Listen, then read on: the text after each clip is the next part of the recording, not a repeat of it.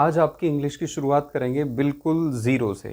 जी हाँ, अगर आप एक स्टूडेंट हैं, आप ग्रामर पढ़ रहे हैं, आपको समझ नहीं आ रहा है या फिर आप किसी गवर्नमेंट जॉब की तैयारी कर रहे हैं, आपको ग्रामर की वहाँ पे तैयारी करनी है लेकिन आपको मिडिल से समझ नहीं आ रहा है या एडवांस लेवल से आपको समझ नहीं आ रहा है, आपको उसे ज़ीरो से समझना है बिल्कुल। तो आज आपकी इंग्लिश को बिल्कुल ज़ीरो से शुरू करेंगे, जहाँ से आपको इंग्लिश का बेसिक क्लियर होगा।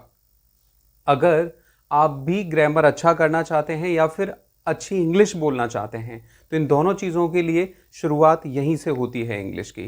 गाइस, स्वागत करता हूं मैं आपका अपने चैनल पे थैंक यू इंग्लिश। मेरा नाम कुलदीप भाटी है और आज इस सेशन में मैं ग्रामर को बेसिक से आपको लेके चलूंगा, यानी ज़ीरो से लेके चलूंगा। बस आपको एक प्रॉमिस करना है मेरे से कि आपको वीडियो पूरा देखना है। अगर आप वीडियो पूरा देखेंगे तो आपका जो बेसिक है, जो एक जड़ है इंग्लिश की, वो आपकी बिल्कुल क्लियर हो जाएगी। और अगर आपका बेसिक अच्छा हो जाता है तो आगे फिर आप बहुत अच्छे तरीके से इंग्लिश को समझ सकते हैं और उसमें अच्छा परफॉर्म कर सकते हैं। चलिए, तो मैं वीडियो शुरू करता हूं और ध्यान से देखना है एक एक पॉइंट को। आप चाहें तो नोटबुक पेन लेके भी बैठ सकते हैं और स्क्रीनशॉट भी आप ले सकते हैं। देखिए, जब हम कभी किसी भी भाषा की शुरुआत करते हैं तो देखिए, जो भी भाषा है या फिर वो विषय है, मान लीजिए मैं यहाँ इंग्लिश की बात कर रहा हूँ, तो इंग्लिश में जब भी आप कोई किताब पढ़ते हैं या इंग्लिश में बात करते हैं या किसी को सुनते हैं, तो जब हम कभी भी कोई भी भाषा पढ़ रहे होते हैं तो वो भाषा सेंटेंसेस के थ्रू जाती है। यानी जब तक उसमें वाक्य नहीं होंगे तब तक वो भाषा नहीं हो सकती है। मान लीजिए मैं हिंदी बोल रहा हूँ तो हिंदी में भी मेरे वाक्य के थ्रू ही मैं अपनी बात आप तक पहुँचा पा रहा हूँ, ये मेरी भाषा है। वैसे ही ग्रामर या कोई इंग्लिश की किताब आप पढ़ते हैं तो उसमें भी सेंटेंसेस के थ्रू ही आप उस भाषा को समझ पाते हैं। देखिए, जब आप कोई भी आप किताब पढ़ते हैं तो उसमें बहुत सारे वर्ड्स होते हैं, यानी शब्द होते हैं। सेंटेंस जो बनता है वो वर्ड से मिलके बनता है। जब वर्ड्स आपस में मिल जाते हैं तो एक पूरा सेंटेंस बन जाता है। अब वो जो वर्ड्स होते हैं उनको एक नाम हम बोलते हैं पार्ट्स ऑफ स्पीच। ये ग्रामर की भाषा में भी है लेकिन मैं इसको आपको प्रैक्टिकली ही आज समझाऊंगा। अगर आपने ग्रामर नहीं पढ़ी है, आप पढ़ रहे हैं, आपको समझ नहीं आ रही है, तो आप उसे एक तरफ रख दीजिए। बस आप ध्यान से सुनिए कि मैं किस तरीके से आपको समझा रहा हूं और उस तरीके से समझने की कोशिश करना। ध्यान रखना, मैं आपको जो भी पढ़ाऊंगा वो बिल्कुल प्रैक्टिकली होगा, किताब के बेस पे मैं ज़्यादा नहीं पढ़ाऊंगा आपको बिल्कुल भी। बस आपको ध्यान से उस वीडियो को देखना है ताकि आप उसको अच्छे तरीके से समझ जाएं। इसको बोलते हैं पार्ट्स ऑफ स्पीच। स्पीच यानी जब हम कोई भी भाषा बोलते हैं, स्पीच देते हैं, तो वो स्पीच जो आती है वो हमारे पार्ट्स में आती है। यानी जो शब्द होते हैं उन शब्दों से मिलके सेंटेंस बनता है और उन शब्दों को हम एक पार्ट्स बोलते हैं। अब वो शब्द कौन कौन से होते हैं वो आपको क्लियर किया जाएगा। देखिए, जनरली इंग्लिश में जो पार्ट्स होते हैं वो 8 होते हैं। 8 पार्ट्स होते हैं इंग्लिश के अंदर। वो अभी मैं आपको वन बाय वन क्लियर करूंगा, आपको पूरा समझ आ जाएगा कि क्या होता है, किस तरीके से होता है। इसमें सबसे पहला जो होता है वो होता है नाउन। यानी पार्ट्स ऑफ स्पीच 8 होते हैं और उनमें सबसे पहला जो होता है वो नाउन होता है। देखिए, ध्यान से समझना है, मैंने यहाँ पे इंग्लिश में डेफिनेशन भी लिखी हुई है, एग्जाम्पल्स भी दिए हैं और सेंटेंसेस भी लिखे हैं। बिल्कुल बेसिक तरीके से आपको मैं समझाऊंगा। देखिए, अगर आपको किसी भी चीज़ में आगे जाना है, मान लीजिए वो ग्रामर है, स्पीकिंग है, कोई भी चीज़ है, आपको बेसिक को समझना बहुत ज़रूरी होता है। आपको एटलीस्ट ये पता होना चाहिए कि हम जो सेंटेंस बना रहे हैं, हम जो भाषा बोल रहे हैं, वो भाषा में शब्द जो हम ले रहे हैं वो किस तरह के हैं। अगर ये आपको पता होगा तो आपके अंदर एक कॉन्फिडेंस आ जाता है। देखिए, हमेशा इंग्लिश बोलने में ये प्रॉब्लम होती है कि हमें हेजिटेशन होती है। वो हेजिटेशन क्यों होती है हम लोगों को? क्योंकि हमें खुद ही ये नहीं पता होता है कि ये हम क्या यूज़ कर रहे हैं।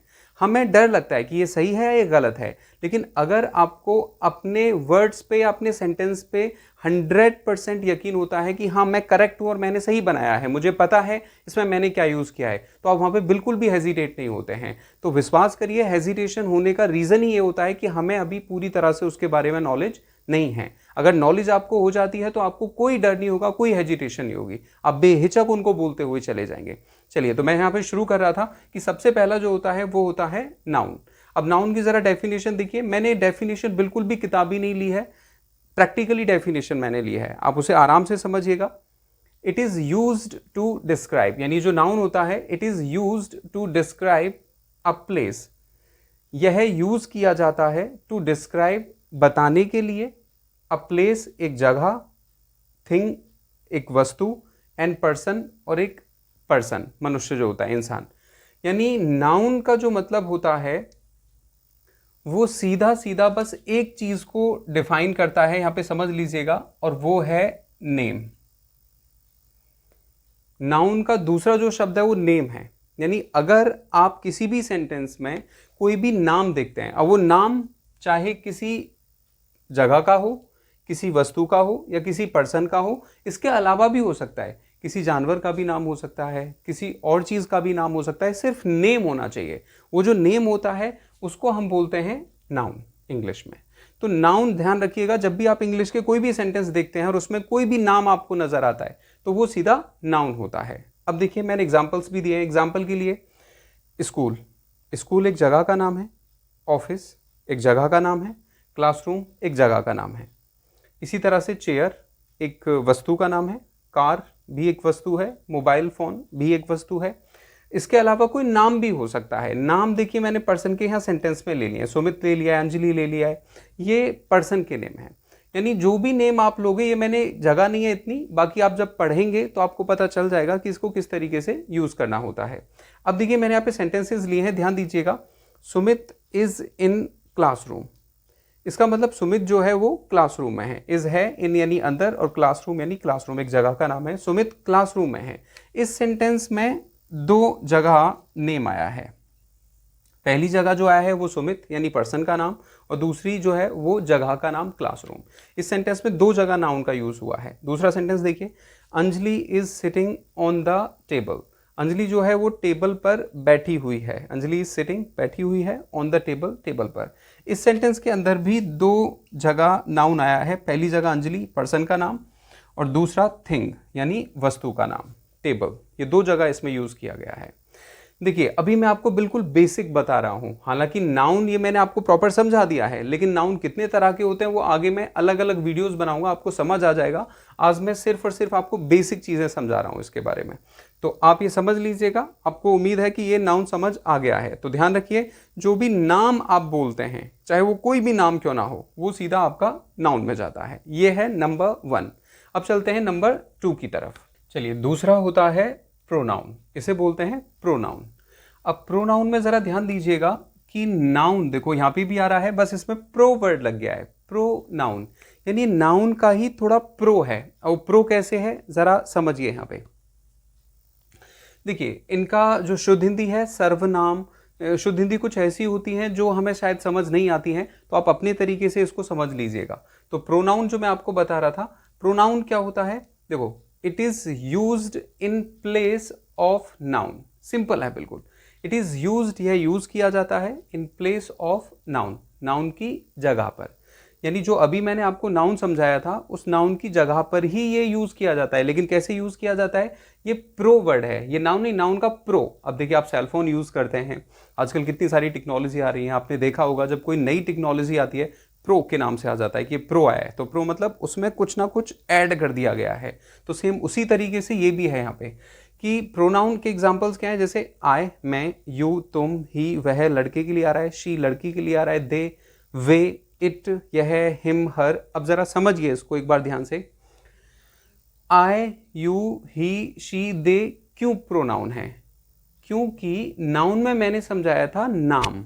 देखिए, मान लीजिए मैंने एक सेंटेंस बनाया, अभी नाउन में पीछे एक सेंटेंस बनाया था, Sumit is in classroom. Sumit classroom में है, वह पढ़ रहा है। अब जब दूसरा सेंटेंस आप बनाओगे कि वह पढ़ रहा है, तो कहीं ना कहीं अब आप दोबारा बोलोगे कि सुमित इज स्टडिंग, तो हर सेंटेंस में आप सुमित नहीं बोल सकते ना।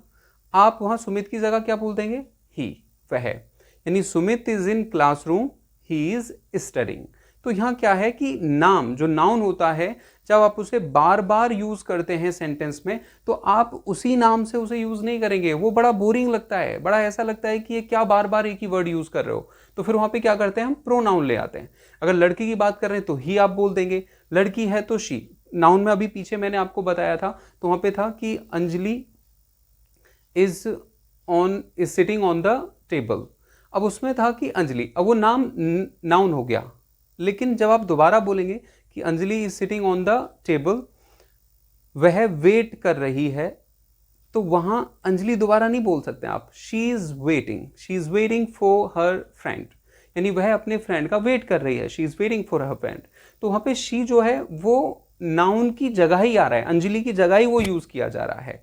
तो आपको क्या समझना है कि जो प्रोनाउन होता है, प्रोनाउन नाउन की जगह ही आता है, बस फर्क इतना होता है कि नाउन में सीधा सीधा नाम बताया जाता है उस चीज का, सीधा सीधा नाम। मान लीजिए अगर मैं यूज करूं कि यह व्हाइट बोर्ड है, फॉर एग्जाम्पल कि मेरे पास व्हाइट बोर्ड है, सो आई हैव व्हाइट बोर्ड, मैंने व्हाइट बोर्ड सीधा नाम लिया इस चीज का, आई हैव व्हाइट बोर्ड। लेकिन जब मैं बार बार इसके बारे में बताऊंगा कि मेरे पास व्हाइट बोर्ड है, इस पे हम लिख सकते हैं, यह बहुत अच्छा लगता है दिखने में, तो कहीं ना कहीं व्हाइट बोर्ड की जगह यह ने ले ली, यह बहुत अच्छा है, इस पे हम लिख सकते हैं, तो फिर वहां पे क्या करेंगे हम, इट यूज कर देंगे उस चीज के लिए। तो यहां मुझे उम्मीद है आपको समझ आ रहा है कि नाउन जो नाम होता है उसी की जगह हम अलग अलग वर्ड यूज करते हैं। पर्सन है तो ही या शी यूज कर देते हैं, अगर वो कोई वस्तु है तो हम इट लगा देते हैं उसकी जगह, और भी आई मैं, तो मैंने अपना नाम नहीं बताया, मैंने आई बोल दिया अपने लिए। तो ये सारे के सारे होते हैं प्रोनाउन, इनको प्रोनाउन कहा जाता है। अब देखिए जरा प्रोनाउन के लिए यहां मैंने 2 सेंटेंस भी लिए हुए हैं। He is a good student, वह एक अच्छा स्टूडेंट है। तो यहां देखो ही जो आया है ये प्रोनाउन है यहाँ पे, क्योंकि मैंने यहाँ पे नाम नहीं लिया, मैं चाहता तो यहाँ पे नाम भी ले सकता था। अब उसकी जगह दूसरा देखिए, she is a decent girl, वह बहुत अच्छी लड़की है। तो यहाँ शी जो आया है ये नाम नहीं लिया, ये यहाँ पे प्रोनाउन हो गया सीधा। तो प्रोनाउन भी डिफिकल्ट नहीं है, बहुत आसान है, बस सीधा सीधा समझिए, नाउन नाम होता है, और प्रोनाउन प्रोनाउन जो होता है वो हम सीधा नाउन की जगह पे यूज करते हैं। उम्मीद है आपको ये समझ आ गया बहुत अच्छे तरीके से। अब चलते हैं तीसरे वर्ड की तरफ। देखिए तीसरा होता है वर्ब, इसको वर्ब बोलते हैं। अब वर्ब क्या होता है जरा समझिए। देखिए वर्ब की मैं पहले एग्जांपल आपको यहाँ पे डेफिनेशन में आपको बता देता हूँ, उसके बाद मैं अपने तरीके से आपको समझाऊंगा। वर्ब का वैसे जो मतलब होता है वो होता है क्रिया, ग्रामर की भाषा में, लेकिन मैं आपको समझाता हूँ प्रैक्टिकली इसको। वर्ब का मतलब होता है किसी भी कार्य को करना, यानी अगर हम कुछ भी करते हैं तो करने के लिए वर्ब आता है।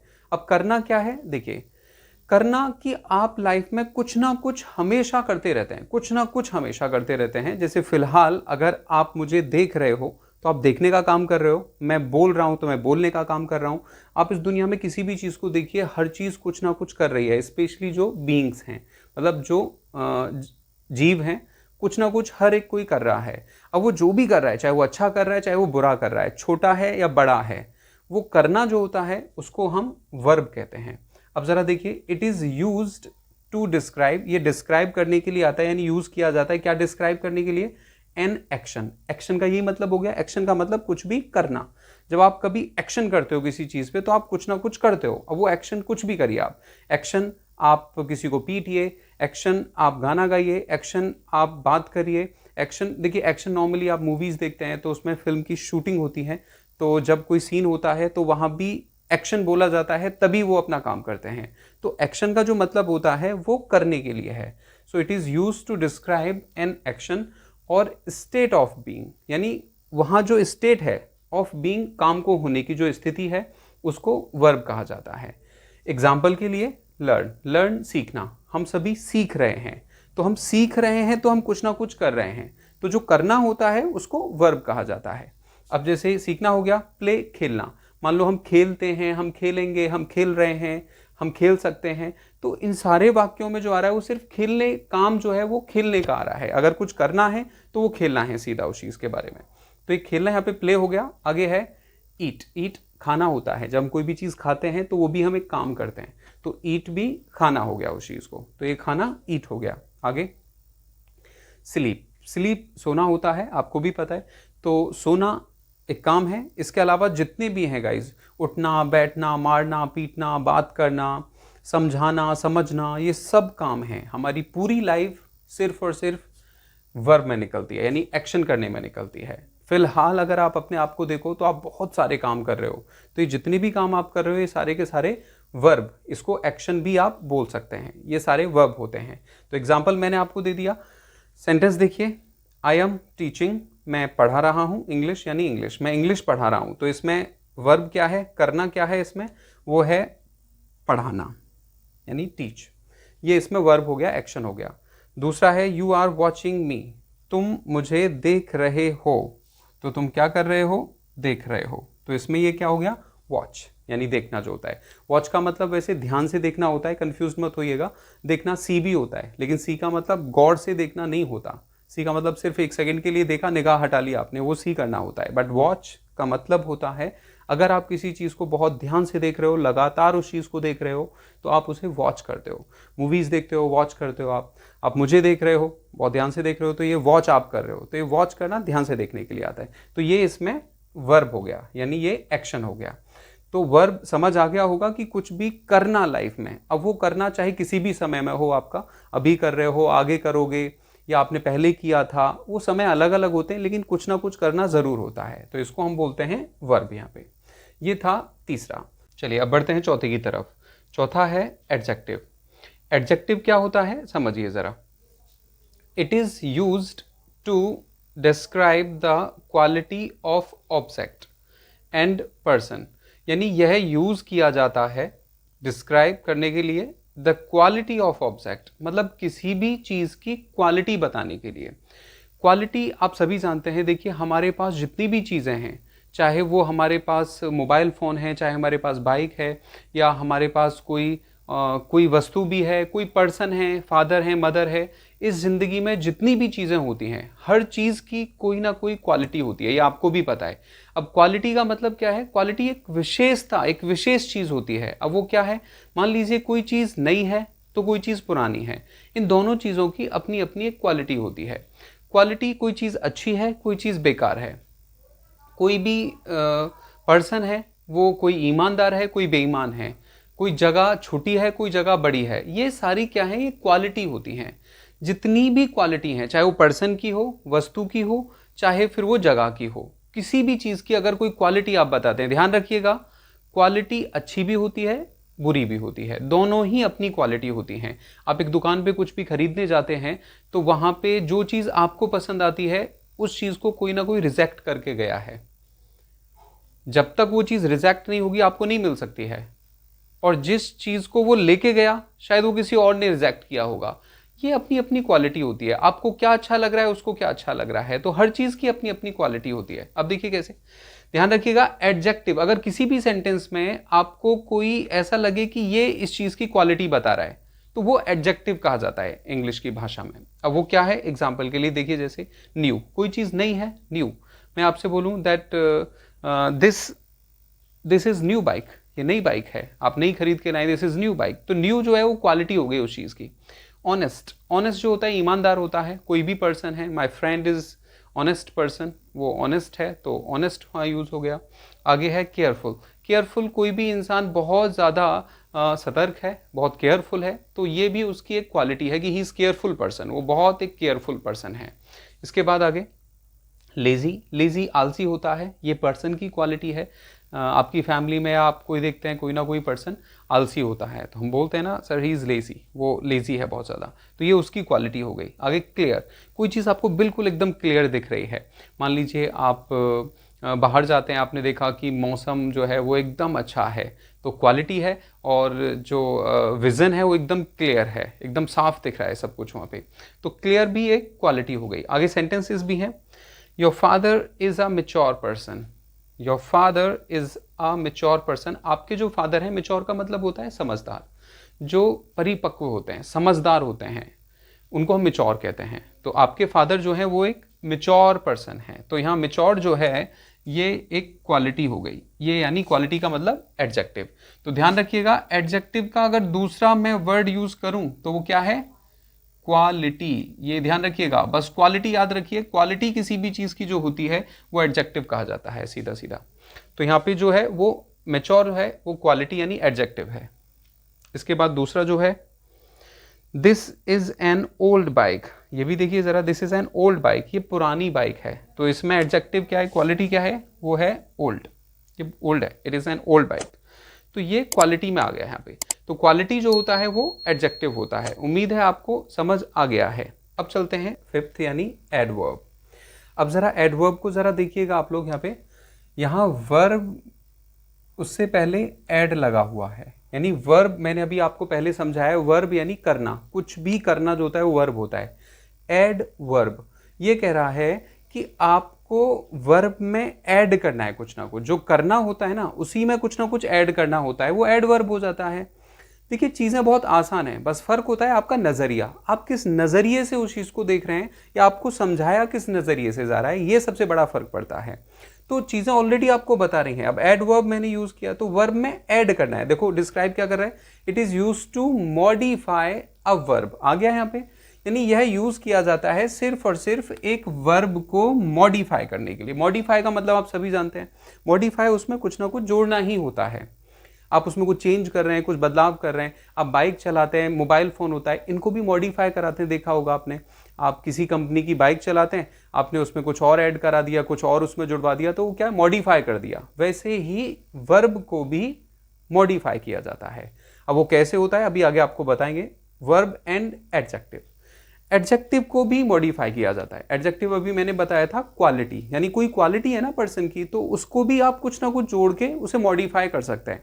अब वो जोड़ना क्या होता है, देखिए एग्जाम्पल, 99% हम एल वाई यूज करते हैं, 99%, देखो एल वाई लगा हुआ है।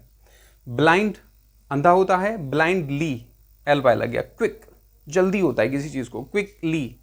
इजी एल वाई लगे, इजीली एल वाई लग रहा है नॉर्मली। और अगर मैं यूज करूं तो बहुत सारे हैं अलग अलग, स्मार्टली आप एल वाई लगा देते हैं उसमें। अगर किसी भी आप वर्ब या एडजेक्टिव में आपको जोड़ देते हैं तो वो जो है वो एडवर्ब कहा जाता है। तो 99% ध्यान रखना, अगर किसी वर्ड में एल वाई लगा हुआ है तो तुरंत समझ जाइएगा कि वो जो है वो एडवर्ब है, वो एडवर्ब में ही एल वाई लगाया जाता है उस चीज़ में 99%। तो यहाँ ये जो मैं आपको समझा रहा था, जरा देखिए नंबर 1, इट वॉज रेनिंग, यानी बारिश हो रही थी, हैविली बहुत ज़्यादा भारी, यानी बारिश जो थी वो बहुत ज़्यादा हो रही थी। तो हैवी वर्ड होता है, हैवी में एल वाई लग के हैविली हो गया वो। इसके बाद he is driving carefully, he is driving, वह ड्राइव कर रहा है, केयरफुली बहुत सावधानी से, तो केयरफुल होता है एल वाई लग के फुली हो गया। तो एडवर्ब जो होता है उसमें सिर्फ और सिर्फ हम लोग क्या करते हैं कि वर्ब में और एडजेक्टिव में हमें एल वाई लगाना होता है 99%, और वो बन जाता है। 1% कुछ अलग भी होते हैं, वेल हम बोल देते हैं, और भी हैं एक दो, तो हम वहाँ एडजेक्टिव और तरीके से बोल सकते हैं। ओनली 1%, ये है एडवर्ब, समझ लीजिएगा। ओके, अब बढ़ते हैं नेक्स्ट। देखिए नंबर 6 जो है वो है प्रीपोजिशंस। प्रीपोजिशन जो होती हैं, अब ज़रा समझिएगा, बहुत ईजी है ये। प्रीपोजिशंस, प्री और पोजीशन, यानी कोई भी सेंटेंस के वर्ड जो होते हैं उनकी एक पोजीशन होती है और उससे पहले हमें कुछ वहाँ पे लगाना होता है। प्री का मतलब पहले होता है, प्री पोजीशन। अब वो क्या है देखिए, अ वर्ड और ग्रुप, एक शब्द और ग्रुप, यानी कोई ग्रुप है ऑफ वर्ड्स, वर्ड्स का, या तो एक शब्द हो या उन वर्ड्स का एक ग्रुप हो, दैट आर यूज्ड, जो यूज किया गया हो, बिफोर नाउन और प्रोनाउन, यानी नाउन या प्रोनाउन से पहले। अभी मैंने पीछे आपको समझाया था, नाउन कोई नाम होता है और प्रोनाउन जो होता है उसी नाम की जगह पर ही, शी, दे, ये जितने भी होते हैं ये सारे प्रोनाउन होते हैं। तो इनसे पहले अगर कोई भी वर्ड यूज किया जाता है तो वो प्रीपोजिशन कहा जाता है। अभी आप समझ जाएंगे, देखिए एग्जाम्पल क्या है, in, at, on, for, to, about. आपने ज़्यादातर जब रीडिंग करते हैं आप इंग्लिश की, तो उसमें देखा होगा जितने भी सेंटेंस आप पढ़ते हो तो उन सेंटेंस में बहुत छोटे छोटे वर्ड होते हैं, एक 2 लेटर के या 3 लेटर के, मोस्टली 2 लेटर के आपको ज़्यादा मिलते हैं, 2-3 लेटर के। उनमें से देखो यहाँ पे हैं 2 लेटर के हैं, ये देखो यहाँ भी है, ये 3 लेटर का है। ये छोटे छोटे जो वर्ड्स होते हैं ना, ये सारे के सारे प्रीपोजिशंस कहे जाते हैं। मैंने यहाँ पे 5 से 6 लिखे हैं, इनके अलावा भी हैं बहुत सारे, बिफोर है, आफ्टर है, फोर यहाँ पे आ ही गया है। नॉर्मली ये सारे के सारे हैं, सिंस है, ये सब के सब जितने भी होते हैं प्रीपोजिशंस होते हैं, क्योंकि ये इनके बगैर आप सेंटेंस को नहीं बना सकते हैं। इनका भी एक मतलब होता है। इन मैं के लिए आता है, एट किसी चीज़ पर, ऑन किसी चीज़ के ऊपर, फोर लिए के लिए आता है, टू किसी चीज़ को, अबाउट किसी चीज़ के बारे में। ये भी एक ना एक वर्ड के लिए ही यूज़ किए जाते हैं, तो इनका भी बहुत मेन रोल होता है कहीं ना कहीं सेंटेंस के अंदर। और इनमें कन्फ्यूज़न भी सबसे ज़्यादा होता है स्टूडेंट्स को। मोस्टली मैंने देखा है कि सबसे ज़्यादा कन्फ्यूज्ड यही होते हैं। जब मैं लाइव पढ़ाता हूँ बच्चों को तो वहाँ बच्चे इंग्लिश बोल रहे होते हैं बहुत अच्छे तरीके से, लेकिन उनको जो प्रॉब्लम होती है वो कहीं ना कहीं प्रिपोजिशंस में बड़ी होती है। अब उन्हें क्यों होती है? क्योंकि प्रिपोजिशंस एकमात्र ऐसे वर्ड हैं जो एक से ज़्यादा चीज़ों के लिए यूज़ होते हैं। अगर एट आप लगा रहे हो बस स्टैंड के लिए, एट बस स्टैंड, तो एट न जाने कितनी जगह यूज़ किया जाता है। ऑन आप अगर यूज़ कर रहे हैं किसी चीज़ के ऊपर, मान लीजिए कि कोई चीज़ किसी चीज़ के ऊपर रखी है तो वो ऑन पता नहीं कितनी जगह यूज़ होता है। तो प्रीपोजिशंस में बच्चों को कन्फ्यूज़न भी काफ़ी होते हैं। आगे क्लासेस में मैं इनको बिल्कुल क्लियर कर दूंगा, आपको अच्छे तरीके से समझ आ जाएगा। तो मैंने यहाँ पे जो बताया वो prepositions. Number 1, I am teaching in school, यानी मैं पढ़ा रहा हूँ इन स्कूल, स्कूल में। यहाँ पे जो प्रीपोजिशन है वो क्या है? इन, में, स्कूल में। Second, he is on leave, वह छुट्टी पर है। लीव छुट्टी होती है, ही इज ऑन लीव, इसमें जो प्रीपोजिशन है वो है ऑन। ऑन जो आगे प्रीपोजिशन है। तो ये जितने भी छोटे छोटे वर्ड होते हैं ये सारे के सारे सेंटेंस में ये भी एक पोजीशन का काम करते हैं, प्रीपोजिशन। अभी देखो जो बताया था कि नाउन या प्रोनाउन से पहले। अब स्कूल है, स्कूल एक जगह का नाम है तो नाउन आ गया। इसके बाद लीव है, लीव यहाँ छुट्टी है, ऑन, तो वो भी जो है एक प्रोनाउन के तौर पे यूज़ किया जा रहा है प्रॉपर। तो ये मैं जो यूज़ कर रहा हूँ यहाँ पे ये सारी की सारी प्रीपोजिशंस हैं नॉर्मली। अब यहाँ भी देखो ये प्रोनाउन है, ही जो है यहाँ पे। तो ये जितने भी हैं सारे के सारे छोटे छोटे वर्ड्स ये सारे प्रीपोजिशन होते हैं। उम्मीद है समझ आपको आ गया है। चलिए अब बढ़ते हैं नेक्स्ट। देखिए 7th जो है वो है इंटरजेक्शन। इंटरजेक्शन क्या है समझिए ज़रा। Words that are use to express strong emotions, यानी ऐसे वर्ड्स जो एक स्ट्रॉन्ग इमोशंस को एक्सप्रेस करते हो। स्ट्रॉन्ग इमोशन क्या होता है? यानी जब हम नॉर्मली बात कर रहे होते हैं वो एक स्थिर होता है, वो स्टेबल होता है, लेकिन जब अचानक से कोई इमोशन आता है स्ट्रॉन्ग इमोशन, जैसे कि फॉर एग्जांपल आप बैठे हुए हैं और एक साथ कुछ ऐसा हो जाए कि आपको लगे कि ये क्या हो गया, तो आप एक साथ डर जाएं अचानक से और वो आप बताएं कि एक को कि अरे भागो यहाँ से। तो वो एक क्या होता है कि एक स्ट्रॉन्ग इमोशंस होता है, जो चाहे वो डर हो, खुशी हो, चाहे वो कुछ भी हो, हेजिटेशन हो आपके अंदर, स्ट्रॉन्ग इमोशन होना चाहिए। अब स्ट्रॉन्ग इमोशन जैसे देखिए ओ, अब हम जैसे बोलते हैं ना ओ माई गॉड, अक्सर आप ये भी बोलते होंगे OMG शॉर्ट में बोलते हैं ओ माई गॉड। तो ये इमोशन बाकी आपके सारे इमोशन से बिल्कुल अलग है, ओ माई गॉड। तो ये ओ वर्ड जो आता है ये यहाँ पे इंटरजेक्शन है। वाओ, वाओ हम बोलते हैं, कोई चीज़ हम देख रहे होते हैं या फिर हम कोई काम कर रहे हैं और वहाँ पे वो दूसरा पर्सन भी है कोई जो वो काम कर रहा है और वो बहुत अच्छा कर रहा है, तो हम बोलते हैं वाओ कितना अच्छा किया है इसने। तो वाओ जो होता है ये भी इंटरजेक्शन है। उप्स, जैसे अक्सर आपने देखा होगा उप्स वर्ड भी आता है। उप्स, जब कुछ ऐसा हो जाता है कि उप्स मूवमेंट होते हैं बहुत सारे कि ये क्या हो गया अचानक से, तो उप्स वर्ड भी हम बोलते हैं। इसके बाद आउच, आउच भी हम बोलते हैं। ये सारे के सारे जो वर्ड्स हैं ना इनको बोलते हैं इंटरजेक्शन। तो सेंटेंस में ये ज़्यादातर आते हैं और आपने देखा होगा इंटरजेक्शन का जो एक साइन होता है वो ये होता है ऐसे करके, एक्सक्लेमेशन बोलते हैं इसको। एक्सक्लेमेशन जो होते हैं ना ये हम साइन करते हैं। तो ये ओ वाओ उप्स जो आते हैं इनके बाद ये एक साइन के तौर पे लगा दिया जाता है। अब देखिए जैसे सेंटेंस पहला है shit, I forgot my admit card. Shit word आप बहुत ज़्यादा बोलते होंगे। शिट भी एक स्ट्रॉन्ग इमोशन होता है। शिट बोलते हैं ना, बहुत बार आप क्रिकेट मैच देखते हो और उसमें आपका फेवरेट प्लेयर आउट हो जाए तो देखा है शिट, आप पंच करते हो, आप किक करते हो, तो ये शिट जो होता है ये भी स्ट्रॉन्ग इमोशन होता है। दूसरा वाओ, तो देखो शिट जो था यहाँ पे ये क्या है इंटरजेक्शन। दूसरा है wow, wow what a confidence, क्या कॉन्फिडेंस है, वाओ व्हाट अ कॉन्फिडेंस। तो वाओ जो है ये भी यहाँ पे तारीफ करने के लिए आ रहा है, ये इंटरजेक्शन है, वाओ व्हाट अ कॉन्फिडेंस। तो इंटरजेक्शन में ज़्यादा कोई बड़ा पॉइंट नहीं है, बस आपको ध्यान रखना है कि ये जो छोटे छोटे वर्ड्स होते हैं ये उप्स वाओ, ये जो अचानक से हम अपने इमोशंस को, अपनी फीलिंग्स को हम शेयर करते हैं, एक्सप्रेस करते हैं, तो उसको ही हम इंटरजेक्शन बोल देते हैं। सिंपल सी बातचीत है। चलिए अब बढ़ते हैं लास्ट की तरफ। 8 मैंने बताए थे पार्ट्स ऑफ स्पीच, अब लास्ट की तरफ चलते हैं आगे। देखिए लास्ट जो है वो है कंजंक्शन। कंजंक्शन जो होता है, अब इसको समझिएगा। देखिए जितने भी ये पार्ट्स ऑफ स्पीच हैं इनमें सारे के सारे हमें पता है सेंटेंस कैसे बनाए जाते हैं, बस फर्क कितना होता है कि हमें पता नहीं होता है कि उसको बोलते क्या है हम लोग। तो वो आपको क्लियर हो जाएगा बिल्कुल भी याद। तो ये मैं आपको बता रहा था कंजंक्शन क्या होता है, a word that is used to join sentences, एक शब्द जो यूज किया जाता है टू जॉइन सेंटेंसेस, सेंटेंसेस को जोड़ने के लिए।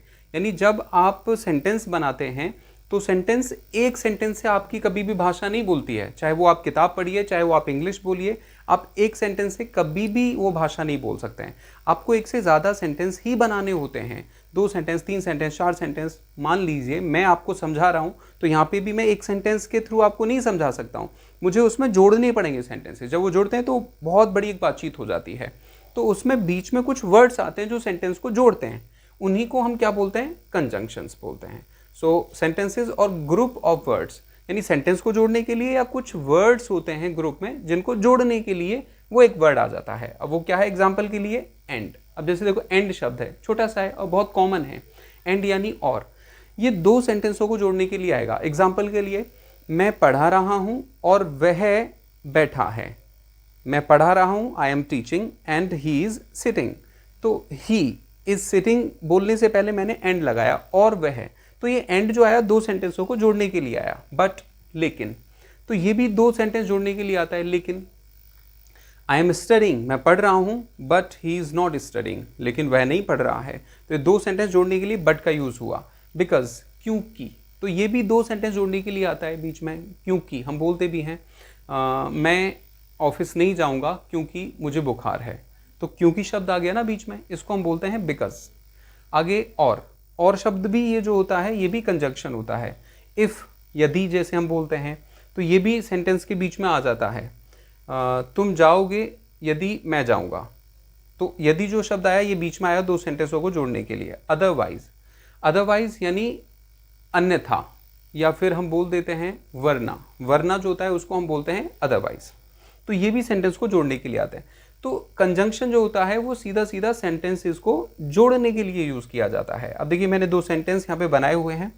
मानव इज इंटेलिजेंट, मानव इंटेलिजेंट है, बट ही इज लेजी, लेकिन वह आलसी है। अब यहाँ पे जो वर्ड आया बट, ये जो है ये कंजंक्शन है 2 सेंटेंसों को जोड़ने के लिए। इसके बाद he will not go with you, वह तुम्हारे साथ नहीं जाएगा, because he has exam. He will not go with you, वो तुम्हारे साथ नहीं जाएगा, बिकॉज, क्योंकि ही हैज़ एग्जाम, उसका एग्जाम है, पेपर है। तो इसमें जो है वो बिकॉज जो यूज़ किया गया है, ये बिकॉज यहाँ पे क्या है, कंजंक्शन, ये कंजंक्शन यूज़ किया गया है। ये गाइज आपका यहाँ पे लास्ट 8 जो मैंने पार्ट्स ऑफ स्पीच बताए थे ये लास्ट था। उम्मीद करता हूँ आपको सारे के सारे बहुत अच्छे तरीके से समझ आ गए हैं। देखिए कोई भी चीज़ को आपको अगर अच्छा करना है तो उसको आपको एक बार पेपर वर्क कर लेना है। अब आप कोई भी रीडिंग करिएगा, कोई किताब उठा के देखिएगा और उस किताब में जितने भी वर्ड्स आए वहाँ पे समझिएगा कि उसमें नाउन क्या है, प्रोनाउन क्या है, एडजेक्टिव क्या है, उसके अंदर कंजंक्शन क्या है, एडवर्ब क्या है, प्रीपोजिशन मैंने आपको बताई थी। ये सारे के सारे जितने भी होते हैं सारे पार्ट्स ऑफ स्पीच होते हैं। अब आप किसी को भी बड़े आराम से इसको समझ जाएंगे अच्छे तरीके से। देखिए अगर आपको ये अच्छा लगा, समझ आया है, तो कमेंट करके आप ज़रूर बताइएगा कि आपको अच्छा लगा। और अगर आपका कोई प्रश्न है अलग से तो आप उस प्रश्न के लिए भी कमेंट ज़रूर कर सकते हैं। मैं आपको आगे भी इसी तरह की वीडियोस बनाता रहूँगा। दोस्तों आप सबसे मेरी एक गुजारिश है, एक अपील है, अगर आपको वीडियो अच्छा लगा है तो इस वीडियो को ज़्यादा से ज़्यादा लोगों के साथ शेयर करना, स्पेशली ऐसे बच्चों के साथ जिनको ज़रूरत है, जिन्हें आपको लगता है कि उन्हें स्कूल में समझ नहीं आ पाता है या उन्हें ग्रामर समझ नहीं आती, तो आप उन तक भी इस वीडियो को पहुंचा सकते हैं ताकि उनकी भी आपके द्वारा मदद हो पाए। मैं आपसे मिलूंगा अगली वीडियो में, तब तक के लिए नमस्कार।